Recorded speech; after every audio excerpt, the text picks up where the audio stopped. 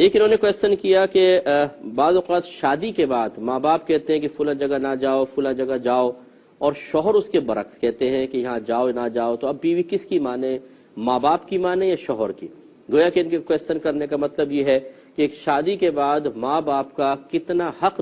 بچی پر رہتا ہے کہ وہ شوہر کی نافرمانی کر سکے۔ دیکھیں حدیث میں ہے جس کا مفہوم یہی ہے کہ نبی کریم صلی اللہ علیہ وسلم نے ارشاد فرمایا کہ شادی سے پہلے سب سے زیادہ لڑکی پر اس کے ماں باپ کا حق ہے، اور شادی کے بعد سب سے زیادہ حق شوہر کا ہے۔ تو لہٰذا بہتر یہ ہے کہ آپ اگر اس طرح بالکل رائے میں ٹکراؤ پیدا ہو جائے کہ ماں باپ کچھ کہہ رہے ہیں اور شوہر کچھ کہہ رہے ہیں، تو آپ ماں باپ کا دل بھی نہ توڑیں اور ان کے ساتھ بھی کوئی ایسا رویہ رکھیں کہ ان کو یہ احساس نہ ہو کہ ہماری نافرمانی کی ہے، حکمت کے ساتھ کام لیتے ہوئے، لیکن اطاعت شوہر کی جائے گی۔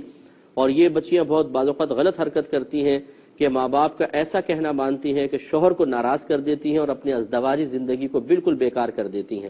آپ کو چاہیے کہ ایسی کسی بھی بچی کو چاہیے کہ اپنے ماں باپ سے پیار محبت سے عرض کریں کہ آپ یہ کہہ رہے ہیں، شوہر یہ کہہ رہے ہیں، اب یہ بتائیے اگر میں آپ کی بات مانتی ہوں تو گھر خراب ہوتا ہے، اگر آپ کہتے ہیں تو میں گھر خراب کر لوں۔ اب ماں باپ کیا کہیں گے اس پر مجھے امید ہے اللہ کی ذات پاک سے کہ ماں باپ یہی کہیں گے کہ نہیں بیٹا تم اپنے شوہر کی چلو اطاعت کر لو۔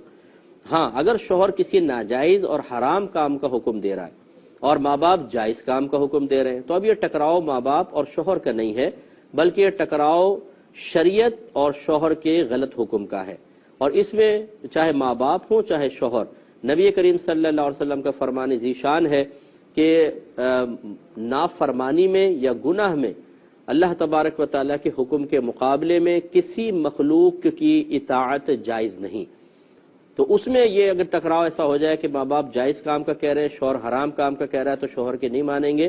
وہ حقیقتاً آپ ماں باپ کی نہیں بلکہ شریعت کی مان رہی ہیں۔ اسی طرح اگر ماں باپ کسی غلط کام کا حکم دے رہے ہیں اور شوہر جائز کام کا حکم دے رہا ہے، تو پھر شوہر کا کہنا مانیں گے جو حقیقتاً شوہر کا نہیں بلکہ شریعت کی اتباع اور اطاعت ہے۔ تو یہ تھوڑا سا آپ توازن برقرار رکھیں۔